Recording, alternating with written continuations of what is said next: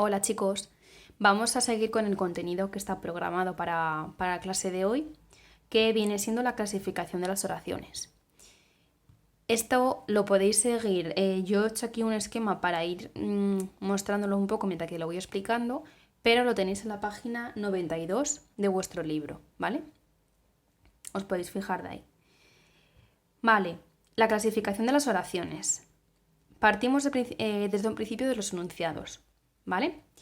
¿De qué manera clasificamos los enunciados? Es decir, atendiendo a qué.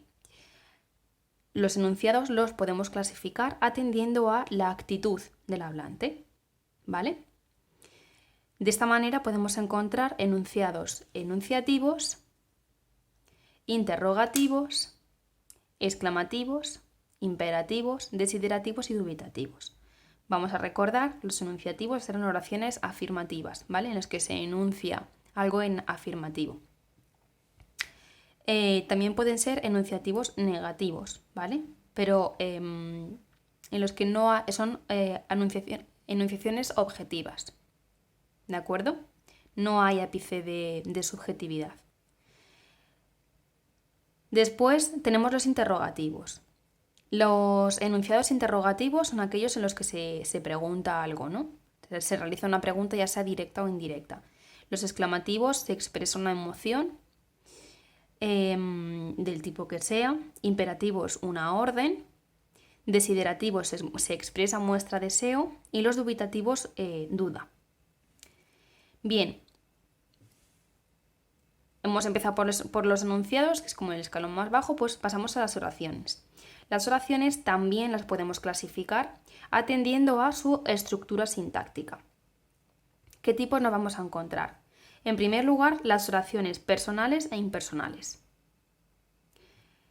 Esto que estamos viendo es aquello que a la hora de analizar una oración, cuando terminamos ponemos esta oración es, por ejemplo, oración simple, coma, personal o impersonal, transitiva o intransitiva, en fin, como la definición, ¿no? de esa oración, pues es lo que vamos a ver hoy.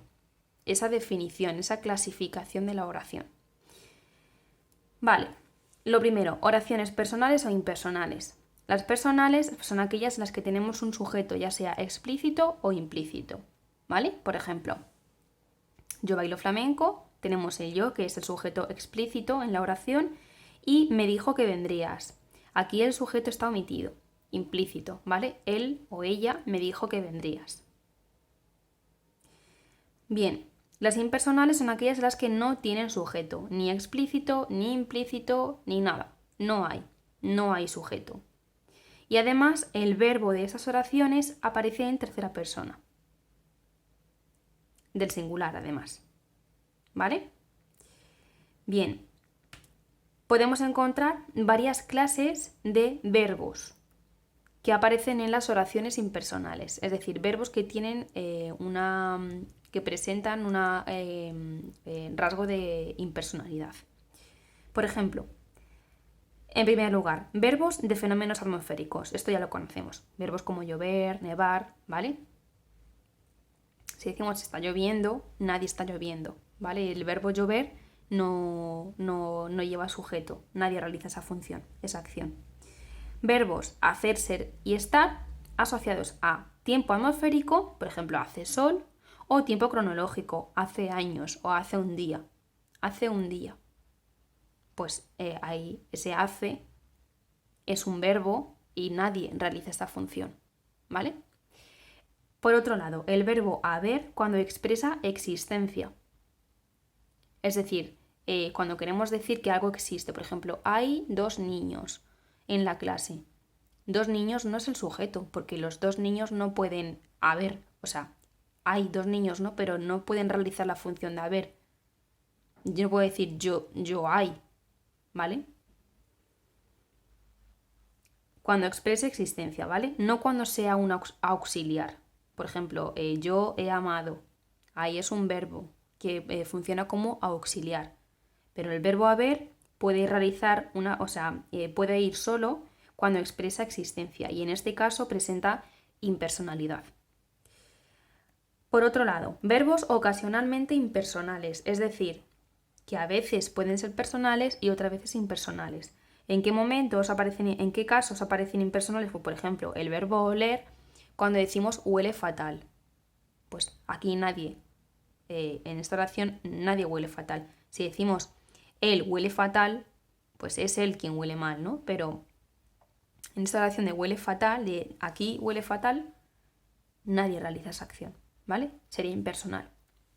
Y por último, los verbos acompañados del pronombre se, ¿vale? Eso es lo que vimos ayer. Es decir, cuando va el se, las oraciones impersonales que vimos ayer en la presentación, ¿vale? El verbo ser, como hemos dicho aquí, verbo en tercera persona, el verbo se está en tercera persona del singular, ¿vale? Y hay una carencia de sujeto, ¿sí? Vale, pues pasamos a las siguientes. Hemos visto oraciones personales e impersonales, ahora vamos a ver las oraciones transitivas e intransitivas. ¿Cuáles son? Las oraciones intransitivas son aquellas que incluyen complemento directo. Por ejemplo, no me he comido el plato. En esta oración, el no sería un complemento circunstancial de negación, un sintagma adverbial, el me, un sintagma nominal, porque es un pronombre, complemento indirecto, el nombre y el plato el complemento directo. Por lo tanto, sería transitiva porque tenemos complemento directo. Luego tenemos las intransitivas, aquellas que carecen de complemento directo. Por ejemplo, ¿vendrás pronto a casa? Vendrás es el núcleo verbal, pronto un complemento circunstancial de tiempo y a casa un complemento circunstancial de lugar. Por lo tanto, no tenemos un complemento directo, ¿vale? Vendrás es un verbo intransitivo y la oración sería intransitiva, ¿sí? Porque no tenemos complemento directo. ¿Vale? Si nos aparece una oración que no tiene complemento directo, pero sí tiene complemento indirecto, sigue siendo intransitiva. ¿Vale? Seguimos. Son facilitas, la verdad. Esto ya lo hemos visto otros años. Las oraciones atributivas, también llamadas copulativas, y las predicativas. Las atributivas, en estas oraciones, el núcleo verbal, es decir, el verbo, es un verbo copulativo. Ser, estar y parecer. E incluye atributo. Hay verbos que son semicopulativos, es decir, hay verbos que no son ni ser, ni estar, ni parecer, ¿vale? Son otros verbos, pero se comportan como esos verbos. Tienen el mismo significado que ser, estar y parecer, ¿vale? Sigo. Las atributivas. El núcleo verbal de la oración es copulativo y además incluye atributo. Sabéis que lo que se supone que es un complemento directo o complemento circunstancial, todo aquello que complementa al verbo copulativo es un atributo, ¿vale? Entonces, la reunión ha sido agotadora. La reunión es el sujeto porque es quien ha sido. Ha sido es el verbo y agotadora es un atributo. Agotadora es un adjetivo, sintagma adjetival, atributo, ¿vale? Por lo tanto, pondríamos que ha sido agotadora es un sintagma verbal predicado nominal, ¿vale? Pasamos a las predicativas. Las predicativas, en las oraciones predicativas el núcleo verbal no es copulativo y por lo tanto, es decir, no es ser, estar y parecer, ni un verbo que se comporte como ello y por lo tanto no hay atributo. Por ejemplo, llegará, el resto de oraciones, las más comunes, ¿vale? Las que no son ser, estar y parecer. Llegará a la reunión, llegará es el núcleo verbal, él o ella es el sujeto omitido, a la reunión, complemento circunstancial de lugar. No tenemos un verbo copulativo, por lo tanto no tenemos atributo. Sería predicativa, ¿vale? Bien, las últimas, oraciones activas, pasivas y pasivas reflejas. Estas tres tipologías responden al tipo de voz del verbo, ¿vale? Sabéis que tenemos dos voces. El verbo puede estar en voz pasiva o en voz activa. Las activas, en las oraciones activas el verbo está en voz activa. Por ejemplo, la editorial ha publicado el artículo. La editorial sería el sintagma nominal sujeto, ha publicado el núcleo, y el artículo sintagma nominal complemento directo. Luego, a contraposición de las activas, están las pasivas. En las pasivas, el verbo está en voz pasiva. Esto implica que el sujeto no es un sujeto agente, como aquí, la editorial ha publicado. La editorial aquí realiza la función de publicar. En las pasivas se hace a la inversa, y es que aquello que es publicado es quien se sitúa como sujeto. ¿Vale? Aquí lo podéis ver. Entonces, en las pasivas, el verbo está en voz pasiva, que se forma añadiendo el verbo ser conjugado con este tiempo verbal, ¿vale? Y el verbo en participio. Entonces, el artículo es el complemento directo el que pasa como sujeto paciente. El verbo en voz pasiva ha sido publicado, ¿vale? Con el verbo ser, con el verbo ser, sí. Y un complemento agente, que puede estar o no. En este caso sí, porque tenemos el sujeto que pasa a ser el complemento agente. El artículo ha sido publicado por la editorial, ¿vale? Entonces, ¿qué ocurre en las pasivas?